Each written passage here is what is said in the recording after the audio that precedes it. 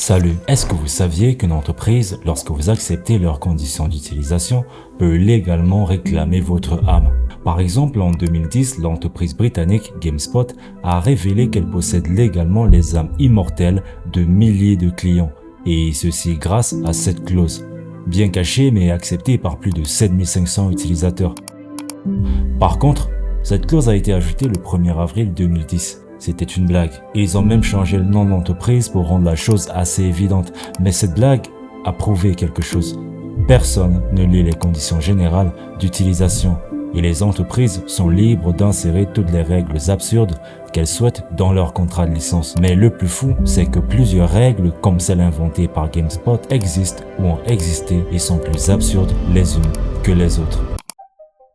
En 2003, il y a plus de 20 ans donc, Apple lançait l'iTunes Music Store, en avril sur macOS puis en octobre sur Windows. L'année d'après, il célébrait déjà plus de 70 millions de chansons vendues, avec plus de 6 millions d'utilisateurs en décembre 2004. Par contre, il fallait d'abord accepter les nouvelles conditions d'utilisation d'Apple pour pouvoir utiliser iTunes. C'est donc près de 6 millions de personnes qui ont accepté les conditions fixées par le contrat de licence d'Apple. Mais lorsque vous cliquez sur « J'accepte » pour installer un logiciel, en réalité, vous êtes en train d'accepter un accord juridique, donc valide devant un tribunal, entre vous et l'éditeur du logiciel. Mais généralement, personne ne le lit.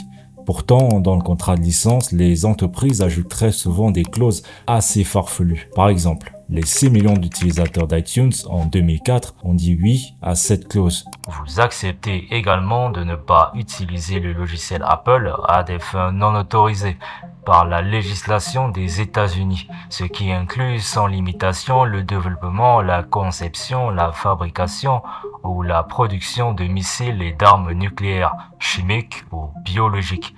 La production de missiles et d'armes nucléaires. La première question que je me suis posée en lisant ça, c'est pourquoi? Pourquoi Apple, une entreprise de technologie, demande à des utilisateurs d'un logiciel d'éviter de fabriquer ou de produire des armes nucléaires?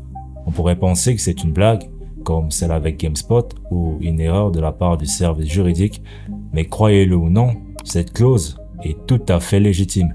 Alors, je vous explique. En Amérique, l'exportation des technologies est gérée par l'EAR. C'est une réglementation américaine qui encadre l'exportation de biens et de technologies sensibles. L'idée est de contrôler les exportations de matériel ou de technologies dites à double usage, c'est-à-dire utilisables à la fois pour des applications commerciales et pour des programmes sensibles. Dans le cas d'iTunes, Apple utilisait un algorithme de cryptage avancé qu'on appelle AES pour protéger sa musique contre des piratages. Par contre, ce qui a poussé Apple à rajouter une clause sur la production d'armes nucléaires, c'est ceci. For the first time in history, a personal computer has been classified as a weapon by the US government. With the power to perform over 1 billion calculations per second, the Pentagon wants to ensure that the new Power Macintosh G4 does not fall into the wrong hands. En 1999, Apple lance le Power Mac avec son processeur PowerPC MPC. C'était le premier processeur Apple doté d'une puissance de calcul considérée comme exceptionnelle pour un ordinateur personnel. Il pouvait accélérer les calculs scientifiques et cryptographiques. C'est précisément cette capacité qui a conduit le gouvernement américain à classer le Power Mac G4 comme super ordinateur, déclenchant des restrictions d'exportation. Mais concrètement, pour un utilisateur, s'il venait à violer cette clause du contrat de licence après avoir fabriqué ou produit des armes nucléaires, être poursuivi en justice par Apple serait le dernier de ses problèmes. Apple ajoute ce genre de conditions pour se protéger légalement et montrer que l'entreprise respecte les règles fédérales, même si le logiciel n'a aucun lien avec la production d'armes nucléaires. Donc la clause sert uniquement à protéger Apple d'une amende fédérale en cas de défaut de mise en garde. Parce qu'en vérité, si un utilisateur d'iTunes réussit miraculeusement à produire des armes nucléaires en utilisant iTunes, alors Apple pourrait être tenu pour responsable. En février 2016, Amazon lance Lumberyard. C'est un moteur de jeu 3D très puissant, offert gratuitement aux développeurs, mais en échange, il devait héberger les fonctionnalités multijoueurs sur les serveurs cloud d'Amazon. Par contre, la stratégie d'Amazon, c'était d'attirer les créateurs dans son écosystème, tout en gardant le contrôle via les conditions d'utilisation. Mais depuis, Lumberyard a été remplacé par Open3D Engine, donc les conditions ont été modifiées. Cependant, j'ai pu accéder à une ancienne version en utilisant la Wayback Machine. Et lorsqu'on jette un œil à la section 57.10 du contrat d'AWS de 2016, on tombe sur une clause prévoyant très officiellement une apocalypse zombie. Amazon stipule dans son contrat que son moteur de jeu Lumberyard ne doit en aucun cas être utilisé pour gérer des systèmes critiques pour la sécurité ou la vie. Encore plus, cette clause interdit l'utilisation de Lumberyard pour l'équipement médical, les installations nucléaires. Décidément, ça se retrouve partout.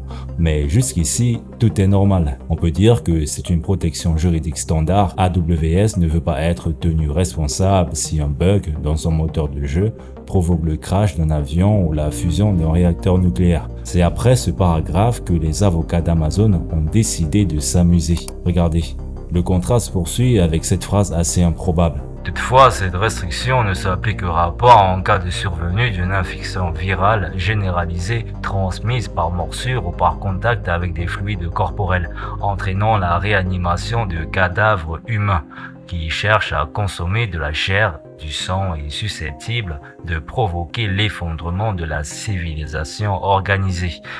En gros, si le monde est envahi par les zombies, Amazon nous laisse utiliser leur technologie pour tenter de sauver l'humanité. Je rappelle encore, Lumberyard est un moteur de jeu 3D et ce qui est fascinant, c'est la précision chirurgicale de la clause. Par exemple, regardez, c'est écrit « L'épidémie doit être officiellement certifiée par le CDC, le Centre américain pour le contrôle et la prévention des maladies. Sinon, vous êtes en violation du contrat de licence. Aussi, l'infection doit être strictement virale. Donc, si la fin du monde est causée par un champignon, comme dans The Last of Us, par des bactéries ou par la magie, eh bien, vous seriez en violation du contrat de licence d'Amazon. Et en plus, la transmission doit se faire par morsure ou fluide. Donc, si vous ne vous faites pas mordre par un zombie, vous n'avez absolument pas le droit d'utiliser Lumberyard pour tout ce qui touche à la survie humaine ou aux infrastructures lourdes. C'est complètement fou. Mais cette clause était surtout un easter egg pour ceux qui lisent les conditions d'utilisation. Elle a fait le tour du monde, ce qui a offert une publicité gratuite à Lumberyard au moment de son lancement en 2016. En fait, dans les faits, tout en étant drôle, la clause remplissait sa fonction principale qui était de dégager Amazon de toute responsabilité si jamais quelqu'un essayait d'utiliser son moteur de jeu pour gérer une centrale nucléaire ou piloter des avions de chasse. Mais Amazon n'est pas la seule compagnie à avoir tenté un coup de pub en exploitant ces conditions d'utilisation. Si je cache de l'argent dans mon contrat et que personne ne le réclame, cela prouvera que les gens signent n'importe quoi, même si c'est à leur avantage. C'est ce qu'avait déclaré Rob Cheng, l'un des fondateurs de PC Pit Stop, qui en novembre 1999 était une plateforme capable de diagnostiquer les problèmes de PC automatiquement via Internet. Plus précisément, en tant que PDG, Rob Cheng était frustré par un paradoxe. Son entreprise passait des semaines à rédiger des contrats de licence très précis pour protéger les utilisateurs et être transparente. Mais il s'est vite rendu compte que personne ne les consultait. À l'époque, les logiciels espions se multipliaient justement parce que les gens cliquaient sur accepter sans lire que le logiciel allait siphonner leurs données. Mais dans les années 2000, les contrats de licence n'étant pas très populaires, il était donc difficile pour les utilisateurs de vraiment connaître ce que ça représente, ou encore moins de les lire. C'est ainsi qu'en 2004, PC Pit Stop a décidé de tester la paresse numérique de ses utilisateurs, ceux qui ont l'habitude de cliquer sur « J'accepte » sans jamais vraiment lire les conditions générales. De manière similaire aux deux cas précédents, PC Pit Stop a inséré une clause assez inhabituelle en plein milieu de son contrat de licence. Mais Rob Cheng était conscient que personne ne lisait ces 30, parfois 70 pages denses et très ennuyeuses. Cette clause promettait une récompense de $1000 à toute personne qui la lirait et contacterait l'entreprise pour la réclamer. Pour prouver son point de vue et sensibiliser le public, Rob a décidé de faire ce pari. Mais pendant des mois, rien. Personne n'a réussi à prouver qu'il avait tort. Il aura fallu attendre 4 mois et plus de 3000 téléchargements avant qu'un utilisateur, Doug Heckman, ne remarque enfin la clause.